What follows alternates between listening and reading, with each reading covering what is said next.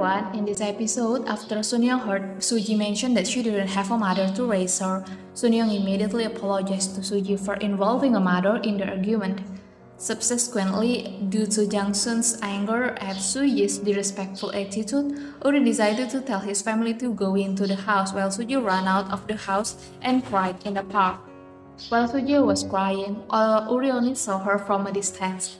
He remembered that Suji had previously called the woman mother, but what he had just heard from Suji was that she didn't have a mother. Even though Uri didn't express his thought, it seemed like he could conclude that the woman was not Suji's biological mother.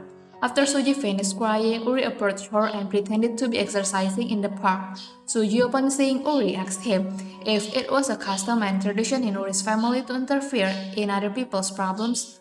Uri didn't deny it. He said that it might be a gene in his family. He also told Suji that he didn't know the exact reason why Sunyoung was interfering in Suji's life, but what he knew was that Sunyoung was worried about Suji. Hearing the sound of Suji's hungry stomach, Uri asked Suji to go home. He didn't want to embarrass Suji by mentioning that he could hear her hungry sound. Instead, he said that he didn't have time to eat and was starving.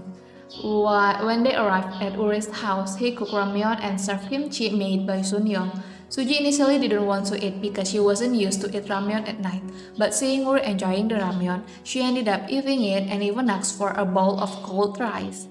After finishing the meal and Suji had returned to her room, Uri went into Sunyoung's room. He also didn't want to blame Sunyoung and wasn't angry with her. He actually comforted Sunyoung by saying that Suji was being rude because she didn't really know that Sunyoung was worried about her. Sunyoung didn't ask Uri to take her side. She admitted that she was wrong because without knowing what was happening in Suji's family, she instead involved talking about Suji's family to Suji. Uri told Sunyoung that it seemed like there was some past trauma that made Suji sensitive.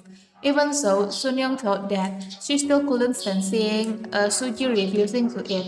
Despite their fight that night, she would still interfere in Suji's life in her own way.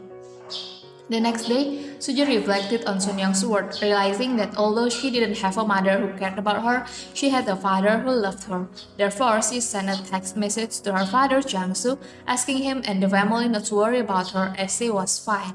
That day, Suji and Sunyoung apologized to each other. Sunyoung invited Suji into her house and gave her a note containing the rules of the courtyard house. The rules included Suji involving herself with Sunyoung's family, such as eating together, washing plates after meals, and participating in family meetings held by the Sunyoung family.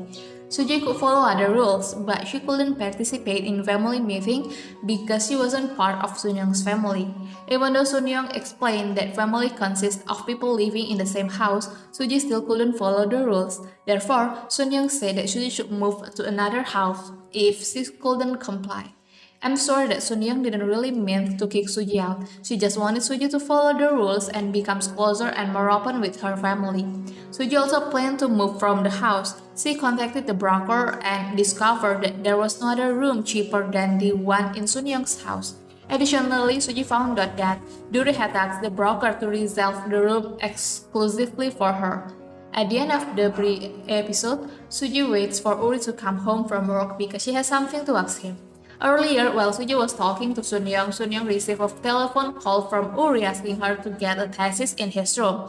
Since Sunyoung didn't understand which thesis to retrieve for Uri, Suji searched Uri's room for it. While looking for the thesis, Suji found a poster of herself in Uri's bedroom drawer, and now she's waiting for Uri to ask why he kept the poster.